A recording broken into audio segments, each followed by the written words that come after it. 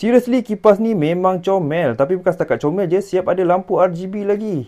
Lampu RGB? Ini kipas gaming ke apa ni? Ini adalah transparent mini fan yang mana korang boleh pusingkan kipas ni 360 darjah. Memang style. Setiap pembelian korang akan dapat satu kipas, satu USB-C charging cable dan tali lanyard. Kipas ni dia ada 3 speed. Kalau yang speed nombor 1 ni dia macam tak berapa nak rasa sangat lah, tapi boleh lah. Nak sedap pakai nombor 2 ataupun nombor 3. Yang ni memang puas hati lah, memang kuat. Nak tukar-tukar speed tu korang tekan je button dekat bahagian belakang ni. Speed 1, speed 2, speed 3. Dan kalau tekan hold, dia akan menyala lah lampu RGB dia. Dekat bahagian belakang juga ada port USB-C untuk korang cas balik kipas ni. Dekat bahagian bawah dia ni ada ring hook. Jadi senang untuk korang sangkut. Dia punya ring hook ni juga boleh dijadikan sebagai stand.